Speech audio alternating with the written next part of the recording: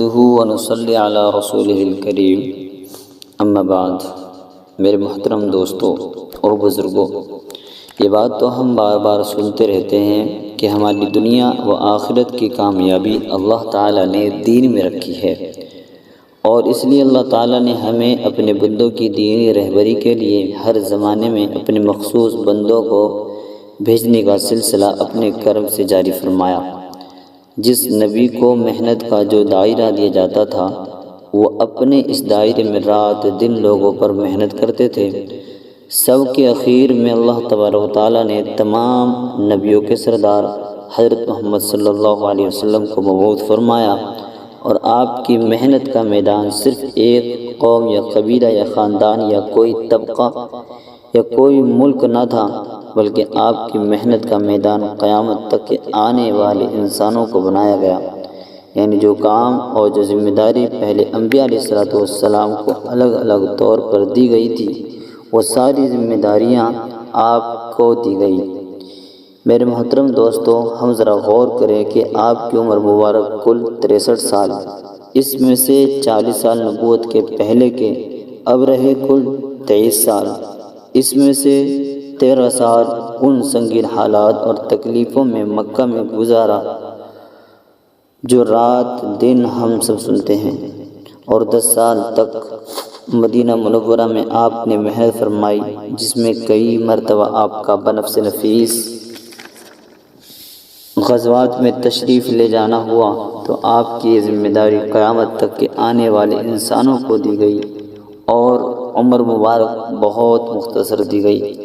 اس لیے پہلے نبیوں کی محنت میں اور آپ کی محنت کی ترتیب میں فرق ہے۔ حضور علیہ السلام کی محنت کی ترتیب یہ رہی کہ جو لوگ بھی ایمان میں داخل ہوتے، آپ ان کو اس عالی محنت پر ڈال دیتے تھے، یہاں تک کہ آپ کی عمر مبارک میں 1,24,000 انبیاء اکرام کا مجمع تیار ہوا، جس میں تاجر بھی تھے، کاشتکار بھی، اور عالم بھی تھے، اور ان پڑھ دیہاتی بھی تھے، اور شہری بھی، اور غریبی بھی تھے، اور مالدار بھی۔ اگر صحابہ کرام کے پورے مجمع نے اس کام کو اپنا کام بنایا تھا، اگر ہم بھی صحابہ کرام کی طرح قربانی دیں گے اور دین کی محنت میں صحابہ کرام کا اتباع کریں گے، تو اللہ تعالی ہم سے راضی ہوں گے، جس طرح صحابہ کرام سے راضی ہوا۔ جیسے قرآن میں ہے والذین اتبعوہم بإحسان۔ لہذا ہمارے لیے ضروری ہے کہ ہم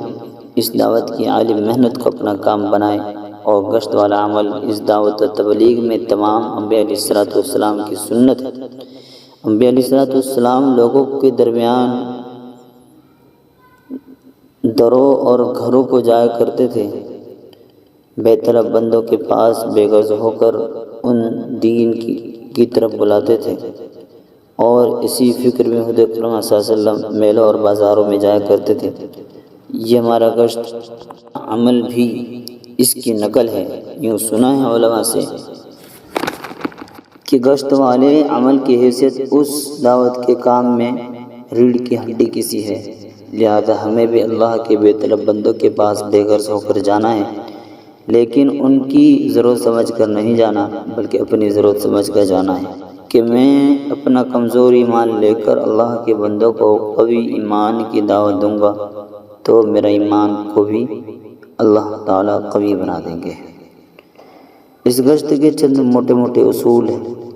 جن کو ہم بار بار سنتے رہتے ہیں۔